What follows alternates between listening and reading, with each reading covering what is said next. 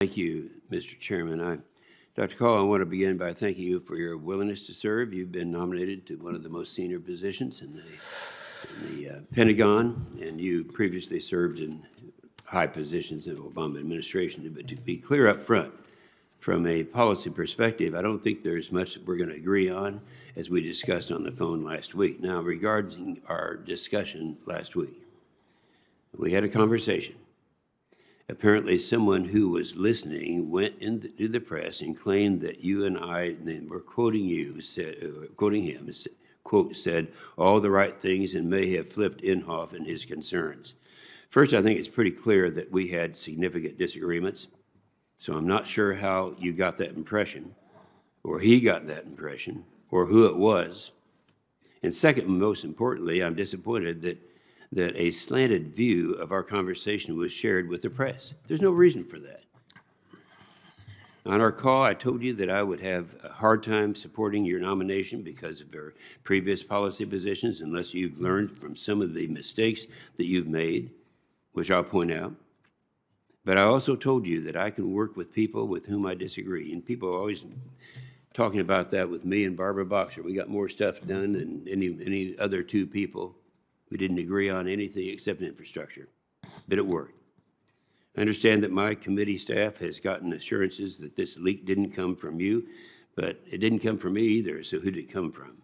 Hopefully you can touch on this issue at some point during today's testimony. Even if we disagree on policy issues, we have to have some trust that we can have frank conversations, and that would be necessary. So now I want to discuss some of those areas where you and I have disagreed. Specifically, you had previously been against moving the U.S. Embassy to Israel, from Israel to Jerusalem, yet my recent amendment on the reconciliation bill, which ensures that the embassy will remain in Jerusalem, passed by a vote of 97-3. Those are Democrats we're talking about, along with Republicans. And the Biden administration has already confirmed it will remain there also. You've also been a vocal supporter of the Obama administration's Iran nuclear deal, which gave Iran over $100 billion in sanction relief, part of which Iran used to fund terrorist groups, the very groups that rocketed the American forces in Iraq just this week. Now, as I've said, my colleagues and I are used to agreeing with senior officials over various policy matters. That's not new.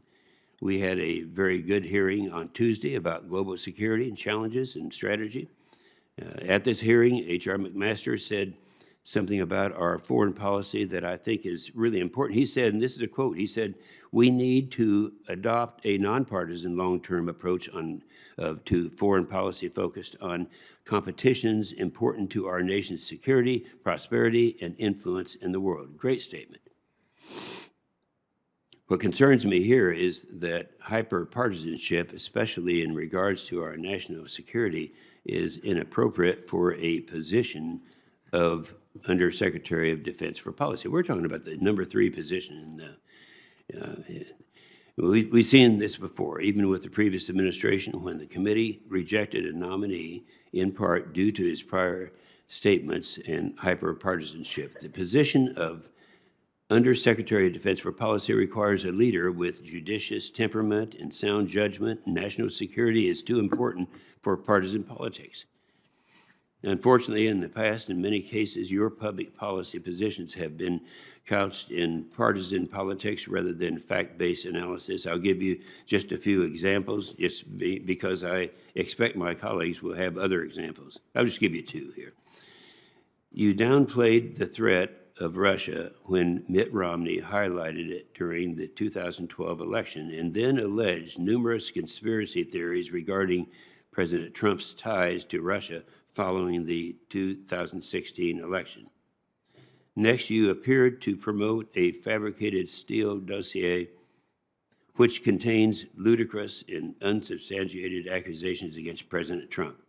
I realize you weren't in public service when you made these comments, and maybe at this time you thought you would never be sitting in front of us as you are here today. My point is this: we know that there is a new administration. We understand that. I didn't want it, but it's here. and that we will have policy disagreements that we will all try to work through. But how will you rectify the fact that many Americans, including those who work at the Department of Defense, know you only through your very partisan comments?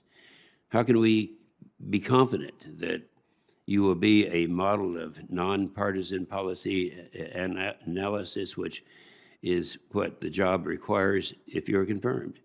And finally, just to hit on a couple of your previous policy predictions that have proven untrue, you said that ending the war, the Iran deal, might lead to war, and that didn't happen. You said the Soleimani strike would force the United States out of Iraq. That didn't happen.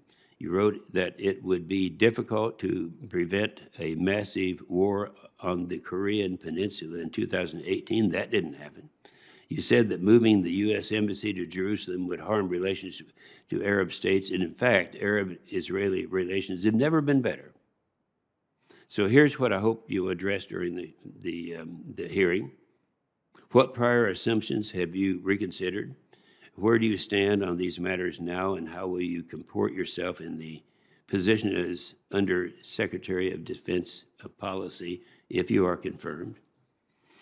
Where do you stand on these matters now, and how will you comport yourself on these policies? And how can you reassure this committee that your hyper-partisan advocacy will not drive Pentagon decisions? We've got a lot to discuss, and I thank you for being here today and your willingness. And I've sounded a little bit upset on this, and frankly, I am. Thank you, Mr. Chairman.